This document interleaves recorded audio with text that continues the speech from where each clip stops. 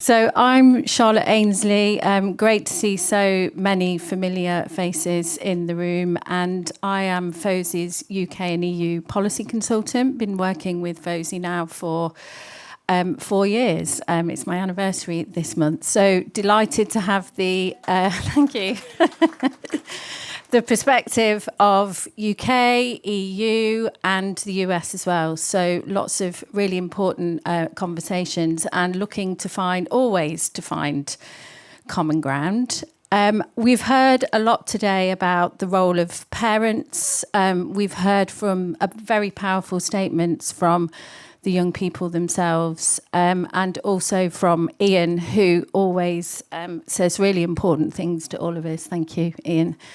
And one of the things that we do at FOSI is we focus on the 3 Ps, and one of those is parenting. And I will embarrass my colleague in the room. Actually, I don't think she's in the room, Jordan. We have just launched a podcast called Mom's Off Mute. I can't say that in an American accent. I'm sorry. It's mum to me.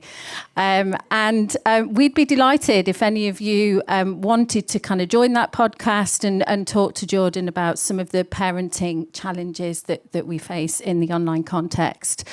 We also, and I will give this a shameless plug because I do have the mic, we are also doing a project with SWGFL, and my colleague David Wright is also in the room, called Unboxing, where we are looking to support families with their first smartphone and to support them in setting up the parental controls. So again, if any of you are interested in learning more about that, we'd be delighted to hear from you. So I will stop plugging our FOSI work now and hand over to my panel to please introduce themselves. So Tammy, to you first. You should plug all the way. I'm Tammy Baumick. I'm the Vice President of Civility and Partnerships at Roblox. And you may want to ask, what is that? What is that role? So my team's purpose is to bridge the education gap between children and parents. I'll go a little bit more into that a little further down the line. Well done. My name's Tim Levy, Managing Director of a company called Corey, which you've no doubt never heard of. We provide school safety and parental control technologies across the world. We look after about 20% of US students, about 40% of UK students in a brand name that might be known to some of you called Smoothwall. And we have a parental control product called Custodio. And this conversation is very relevant to our business because we've been on a mission for about 10 years to create the concept of a village raising a child, a single platform where all of the guardians of a child can interact, share control, share data, make their own choices, but importantly, empower the child. And I'll talk more about it, I'm sure, in this session, but it's been incredibly successful and hopefully it becomes a model that the world takes on. Hi, I'm Catherine Teitelbaum, and I'm head of Responsible AI for Youth at Amazon Devices and Services. And my team's responsibility is to make sure that all of our products that are developed for children are built with safety in mind from the beginning and appropriate for parents to parent with the digital technology. Hello, everyone. Thank you for the invitation. My name is Beatrice. I'm a Policy and Advocacy Officer at FOSI Families Europe. I'm responsible for topics related to safer internet and digital citizenship, hence why I'm sitting in this panel. Maybe very shortly, for those of you who don't know FOSI Families Europe, we're a network of over 50 family organizations here in Europe, working on social rights, on care, education, disability, employment, and so on, but also on how technological developments impact families. So that's, in short, what our organization does. Thank you. Thank you. I'm delighted that you can all join us today. I wanted to start by just asking our panelists to talk about some of the parenting challenges that we see at the moment. And again, I know that we've spoken about that a lot today. And one of the things I was struck by was, I think, again, something that Ian says is that actually you can't parent effectively in the online world because you don't necessarily know what your children are looking at and some of the platforms that they are using. So I just wanted to start off with some of the challenges. So who would like to go first? Go on, Tim, please do. I got into this world because of this exact challenge. My son became addicted to Katy Perry videos, would you believe? And it was the saucy California Girls video when she's, if you remember the video, it's quite sexy. And I remember grabbing the iPad off him and thinking YouTube was quite a benign platform and it's got better over time, but he was being recommended stuff that was places that I didn't want him to go, or it was conversation that needed to be had before he went there. And so I felt at the time, it's about 10 years ago, and I think that's still true today, that parents are disempowered. And that's really my mission, is to re-empower parents to be parents in the digital age. And I think these conversations about child rights are very important, but I think they also need to be balanced with empowering parents. And our experience in education, there's a few educators in the audience, engaged parents deliver better educational outcomes, and the same is true in safety. Engaged parents make a massive difference. And so that's the quest that we feel that we should be on. Great, thank you. So I can dive in from a gaming perspective. For those of you who may be a bit unfamiliar with Roblox, we are a immersive gaming platform. We have millions of young creators and developers who are creating games. We talk to parents every day. In fact, we have a dedicated person now, Dr. Elizabeth Milovodov, who is sitting right in the front. Wave, Elizabeth. Many of you know her, who is her one job is to educate every parent in the world. It's a small job. But her goal is to listen and learn. And we have the first parent council, I think, in the industry. Hopefully we are a trendsetter. Hopefully other companies will start parent councils as well. And what we are hearing is consistent. Parents are overwhelmed. There are too many apps on their kids' phones. There are too many parental controls. They have no idea how to navigate it, so they just throw their hands up and they give up. And that just can't be, because parents need to be able to have the tools and the knowledge to be able to guide their children, to be able to support their children, so that their children can grow up to be savvy, confident users of the internet. And I think that, again, we are focused on making sure that we're providing the education materials and then also advocating internally with our engineering and product groups to make sure that they are listening and creating technologies and tools that work for parents. Yeah, I agree with you. I mean, the amount of overwhelm that is present in every single day, we hear this from our parents with Amazon Kids and Alexa Kids pretty much daily as well, is that it is an overwhelming experience.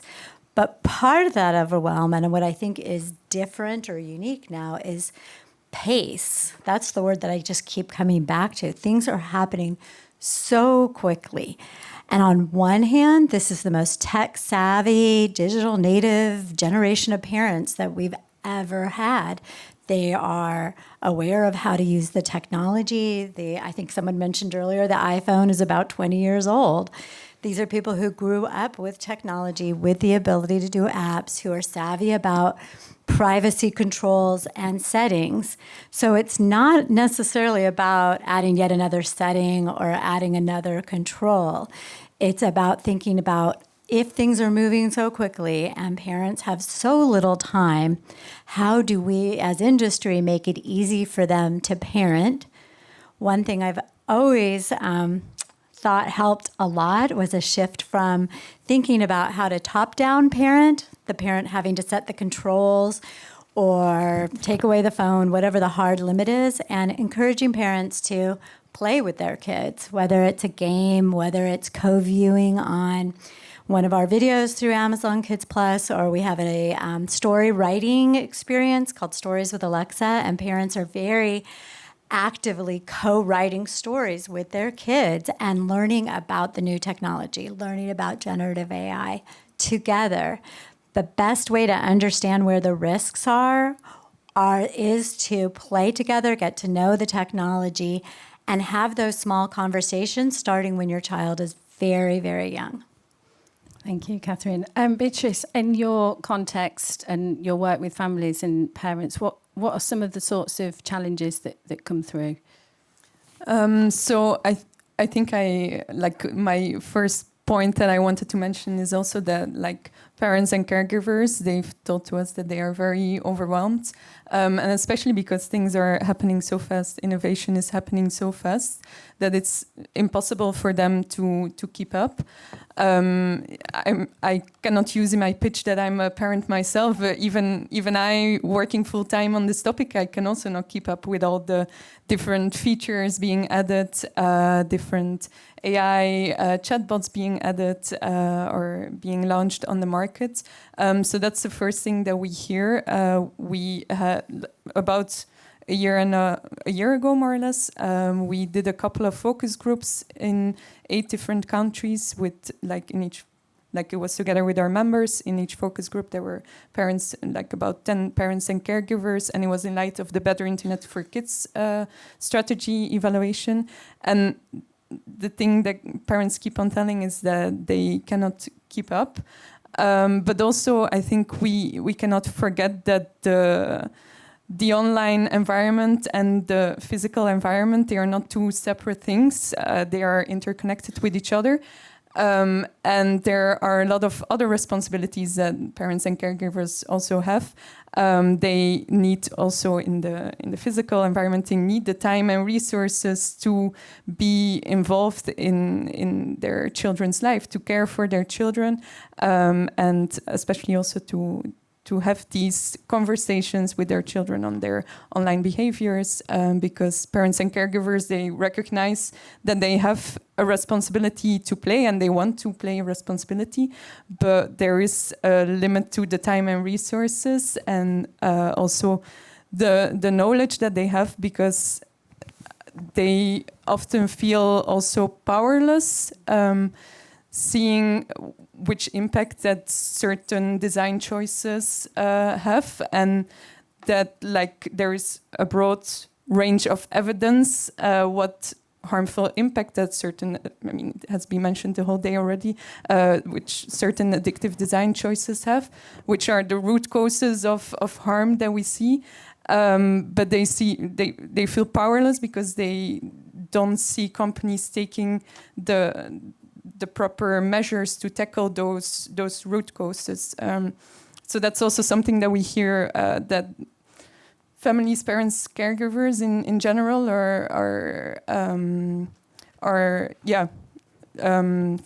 they are not trusting companies anymore as should be, maybe.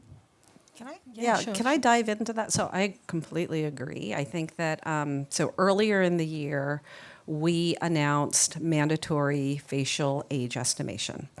And the bottom line was that we needed to make sure that we knew who the ages are of the people who are on our platform and reduce contact with children and adults that they did not know unless they had parental approval. And so this is the first rollout we did was in Australia.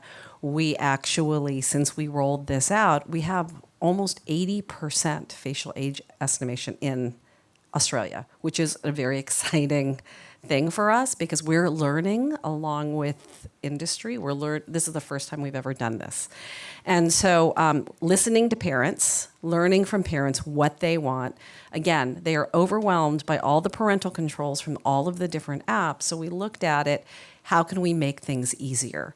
So we introduced Roblox Kids account, Roblox Select accounts. And what that is that, again, we want parents to be confident, safety by default for their children.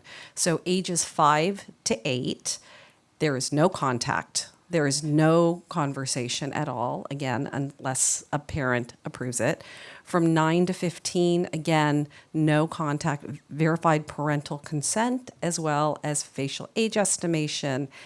We are also rolling out content. The content has to be appropriate and age appropriate. So again, we want to really make sure that parents have confidence, and going back to that, confidence that platforms are doing the right thing and are being thoughtful about it. Now, again, there's continuous work that we have to do. Our work is never ended in terms of the safety and appropriateness. We're constantly fine-tuning, but we're pretty excited about this and what's being rolled out. Thank you, Tammy. And some of our own FOSI research, which we are imminently about to publish, 92% of teens told us that parents have a role to play in their online safety education. So a really pretty high percentage, but often the frustration of young people is that, you know, their parents might not know enough, or, you know, I mean, my son calls me a boomer. How rude is that? When I've got my phone out, he says, "Mum, you're such a boomer." I mean, that's aging me, right? But I think often it's sometimes a frustration for young people that they want parental help and support, but they're not entirely sure how it works. And there needs to be these really important conversations that happen constantly between parents and their children. Tim, I know that you've looked at quite an innovative approach with some of the work that you do in schools. Do you want to tell us about that? Yeah, thank you. What we've done is build a platform that allows a piece of technology to put on a kid's PC or their iPad, and mum and dad can look after that device during night time after school, and as soon as that child gets to school, or if the schedule switches, the IT admin takes responsibility for that device, because school admins have a duty of care whilst the child's in the care of the institution. And then we can hand control to the teachers during class time, so the teacher can make sure that the device is, you know, focused on a particular website. They can literally look at all the screens, all the tabs. They can see the mouse moving around. This isn't unique to us, by the way. This sort of technology is quite ubiquitous in education now globally. And all behind the scenes, the safeguarding technology that really came out of the UK, you know, key logging and, you know, logging into kids' cloud accounts to look for indications of risk, toxicity, you know, what's called a concern in the UK, and escalate those through to human moderators. That's all inherent in this platform that kids are using. And so all those custodians that have a responsibility or a right are able to interact on that same platform. And it is pretty amazing. The first thing that I've learned from the experience of these platforms and our parental controls more broadly is transparency is fundamental. If you install these sorts of technologies as spyware, or it's considered spyware, you'll end up with the media at the front of the school. In particular, progressive markets in places like New Zealand, it's very risky if you don't tell the community, you don't engage the community in these sorts of technologies. So that's number one thing, and that's certainly my experience as a parent. The sooner you start, and the sooner you use those, you know, your kids download an app, use that as a moment to have that conversation, they're critical. It's so fundamental.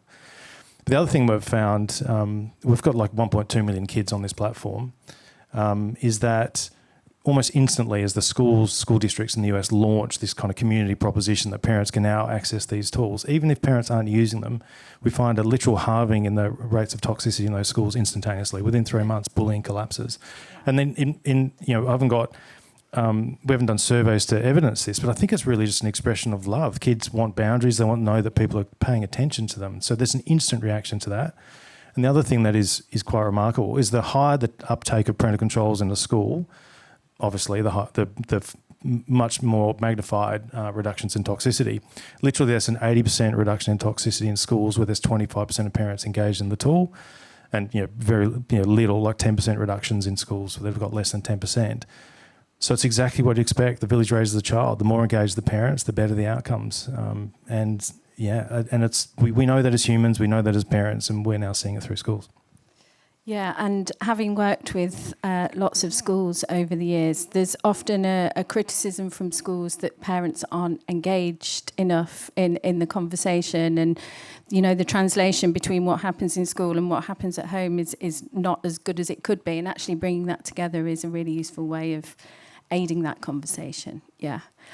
Catherine, I wanted to talk to you about some of the work that Amazon have been doing, particularly around the kind of evolution of parental controls and how you kind of navigate your child transitioning from kind of pre-teen to teen to growing up, and how you kind of turn on or off some of those controls, and how you might be supporting parents in doing that. An ongoing question that we all have with kids. Yeah, it's interesting when we're defaulting a lot today on parental controls as a solution to a multitude of problems. And although it hasn't really come up, I think there's probably people in the room who have been around maybe as long as I have and have a little cynicism about, well, parental controls can't be the end result. It can't be the solution to everything, because A lot of times people don't say they want them and don't set them up, or they say they want them and it's kind of a one and done experience. It's a separate experience. And what I liked about what you were saying is that it is a tool for a conversation. And I think that's a good framework for thinking about how we think about it at Amazon. For those who aren't familiar, I mean, I know everyone knows Amazon, but if you aren't familiar with Amazon Kids, it is a suite of devices. So there's a Fire tablet made just for kids. Once at a FOSI conference, a former general manager wanted to prove how indestructible and kid-safe the device was, and he threw it off the stage, I think, towards Stephen, unfortunately. Didn't hurt him, but the device also didn't break. We also have a Kids Kindle, Kids Echoes, and Fire TVs.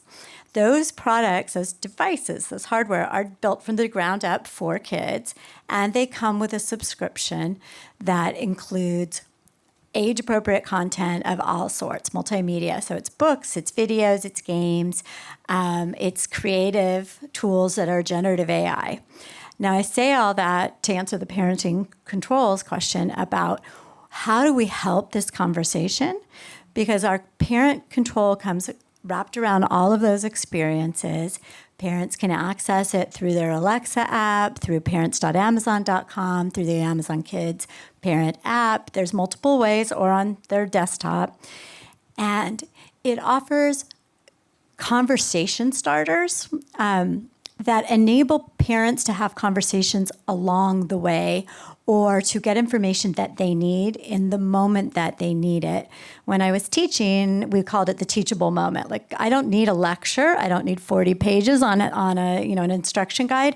What I need to know right now is my child has been playing a game every day this week after school before they did their reading. I want the tablet to tell them to do their reading first, and their teacher says it's 20 minutes. How do I have the tablet enforce that instead of me? That's what you need in the moment. You need instructions. So we look at it as how do we help the parents be more of kind of a guide on the side instead of the expert. So we will give them, if you're looking for that, you'll get a hint. There are articles from other experts. And the last thing I would say is that we've also been not just listening to parents, but spending more time on our partnerships with nonprofits, with academics, really trying to lean into the people who are on the ground and part of our community, back to the title, Finding Common Ground, working very closely with the nonprofits and the academic institutions to get their help on what do parents need and how can we help them along the journey.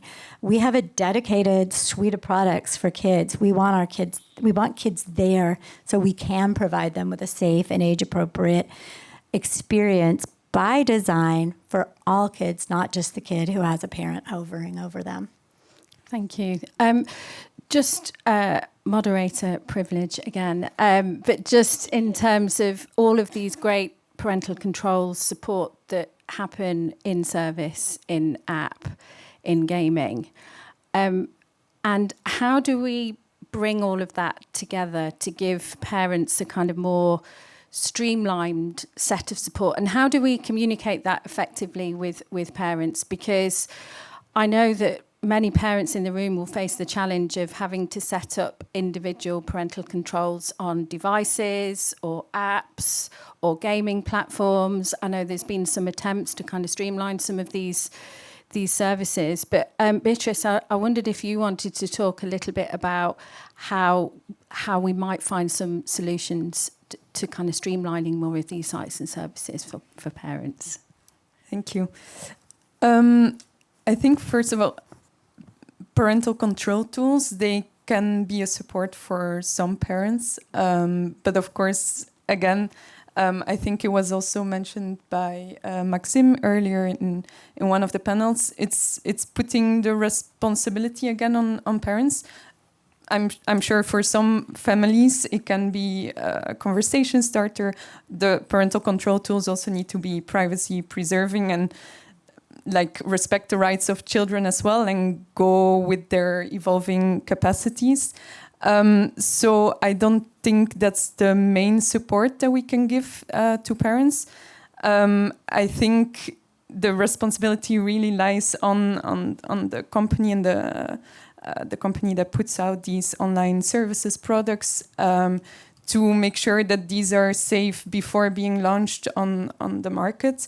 It's also mentioned in General Comment number 25 of the UN Convention on Children's Rights, which is the most ratified human rights convention. I know that the US didn't ratify it, but still it's an important convention, and it's the main point, and it mentions that member states should ensure that businesses, companies respect children's rights. And one of the things that is within this due diligence obligation is that companies do child rights impact assessments before putting a service product out on the market, also new features, new functionalities.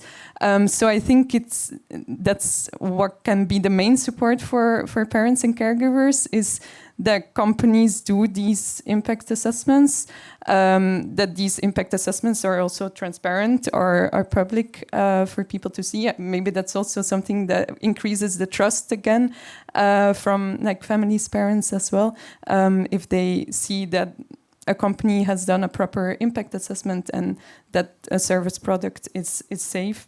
And then having standards among different services and platforms, I think, is something that can support parents, caregivers as well, making sure that reporting obligations, for example, have the same standards over different platforms, if it's online gaming platforms or social media platforms, making sure that some of the dark patterns that we know that are harmful, that they are prohibited over all different platforms.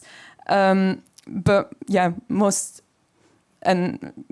importantly, that there are impact assessments being done before launching a certain service app out on the market. If we look at some of the AI apps, I find it quite surprising how AI nudification apps can be launched on the market without having done or having gone through such an impact assessment, or at least not having that as an obligation. Yeah, absolutely. Yeah, please. Yeah, I've got a slightly different take on that, or maybe another discussion point, which is people often look through parental controls through the prism of what their experience with them is, and it's usually crap, right? And it's usually because you've got an Apple parental control that only works on Apple platforms, you've got a net nanny that only, it's got limitations on it, and you think, well, why have they built it like that, or whatever, right? And that's particularly the third-party parental controls, like a net nanny or a Bark or a Custodio, they are deliberately limited by the operating systems. What is possible is far beyond that, and that's why Amazon have brilliantly built a suite of tools that take advantage of all the capability and provide a holistic experience that every kid deserves and every parent desires. Now, wouldn't it be great if regulators would actually force the operating systems to open up their platforms, all these great features that Apple launched yesterday? Parental control apps can't access them. Why is that possible? Why is that allowed? But school safety technology can access all of those technologies and more. So it's okay for a business to spy on their employees or a school to capture every single keystroke and look for a child at risk of harm. But Apple and Google won't let parents do that. Why? That's the question we should be asking.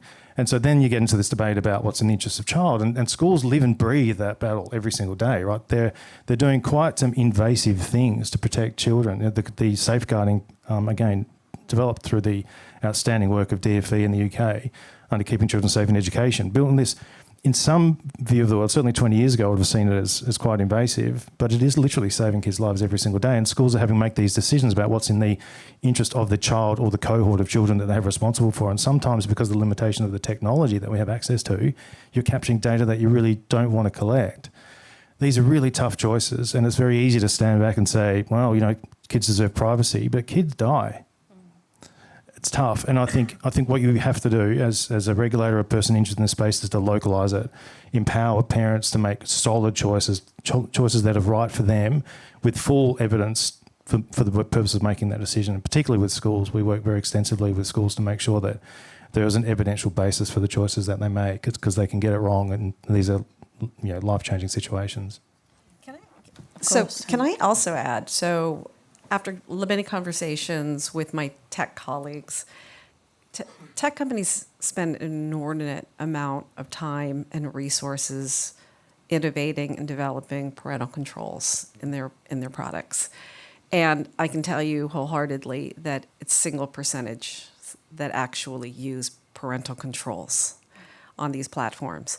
But yet we continue to innovate because we have to. But I think that the opportunity is that we have to respect how busy parents are, and that we can make sure that there's a dashboard, there's information, there's just transparency of data that is then served to parents to give them confidence that they do have control where they want and can take control.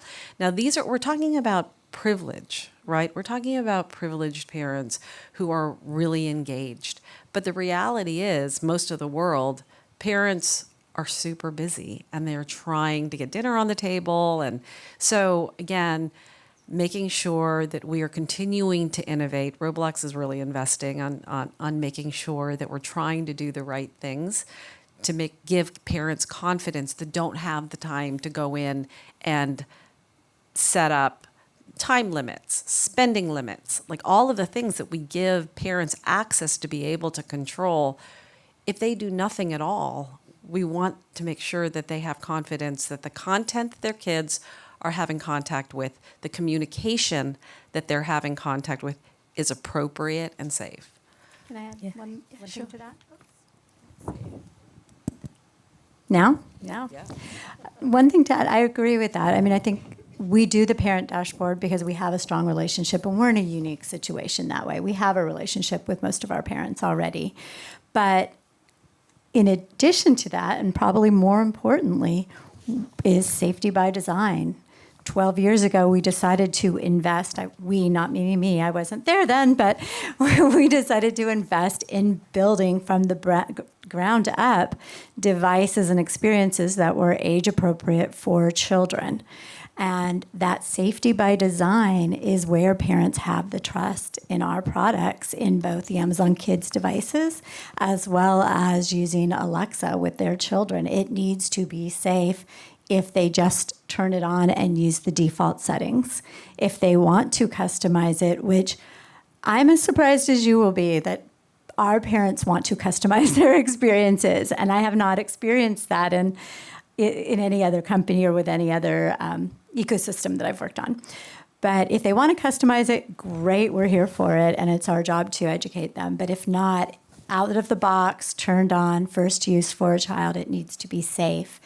And I'd like to see more of the conversation on safety by design and what that means. Yeah, thank you. And I think you're right, Tim. I think we have a lot to learn from the school setting, because they have been doing this for years because of the legislation around duty of care, etc. And I think we do have a lot to learn. Just one more question, and then I'm going to come to you for questions because we are running out of time. I just wanted to ask about children who may not have a parent who is either with them, or they might have a parent who is potentially not able to support them in some way, or they might have a parent who is abusive towards them. So how do we support those children in having experiences where they might have an absent parent? I'll just reiterate that I think that, again, developing a product that already has safety by design built in, that's thoughtful, age appropriate, like we have with Roblox Kids and Roblox Select, which will be introduced here very soon in the next couple of weeks here in Europe. So we're very excited to see what it can do. But again, we don't want to rely on just the parents and put the onus just on parents, because that's just not fair. And we know that's not the reality of our world. Yeah, it's really interesting. We obviously we look after 15 million students in the US, And there is a live debate between blue and red states about sharing these sorts of insights. And so in some states, it's illegal to share information with parents about sexual identity or sexuality and gender identity, and sexuality. And some states you have to by law. And so what we try and empower the people in schools to make the right decision. We try not to be an actor in that. We provide the evidence base, the legislation, the best practice advice to them and hope they make the right decision.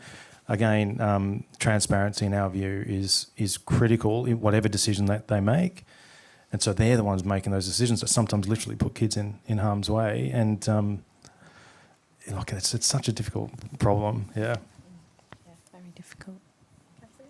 Yeah, the one thing I would add to that, because I agree, is that in addition to out of the box, the product needs to be safe if it is marketed to children, if it is designed for children. I think we can and we do add multi-layering filtering systems and all kinds of technology. But what we also can do as a community is, in our role as industry, is to be thoughtful about not isolating children who are navigating this on their own. Hopefully they have the school community wrapped around them. If not the school community, a sports community, a church, a library. There are other carers in that child's life. And so that is why we found it's really valuable to work with that extended community of advocates, of researchers, because they are sometimes more on the ground and will have access when we don't to help support that child. Yeah, I think that's why equal protection is important. We want to protect all children, no matter what their social context is, how their social environment, like the physical environment, looks like. And I'm happy to hear that everyone agrees with the safety by design approach. I think that's key. And then maybe something else to add to it, since physical world and the online world are so interconnected. And of course, that's not something up to platforms to ensure, but it's on governments, on municipalities, on local governments to make sure that there is family support in place and that there are the right child protection systems in place, also in the physical environment, that there are mental health support systems in place, that schools get enough funding to do the work that they should do, that teachers are recognized. So I think it's all part of the holistic puzzle. So I just wanted to add that as well.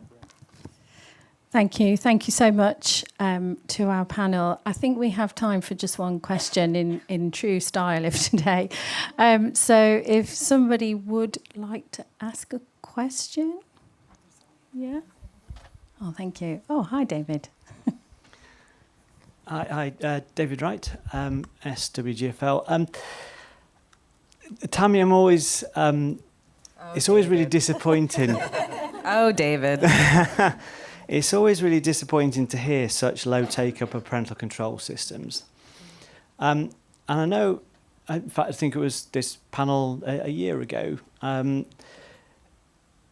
think if children only ever used one platform, it'd be easy, or one device, but they don't. They're using multiple devices, and so setting those up for children, whether they've got Apple devices or Microsoft devices, you have to do it for each and every one. It's like a blizzard of parental control systems. And, the reaction we heard Will say, 90% or 80% of parents in terms of the poll are calling for a ban.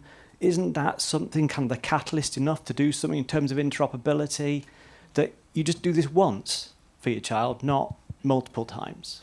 So it's not actually a question, it's more a comment. Forgive me. Yes, I agree. Excellent comment.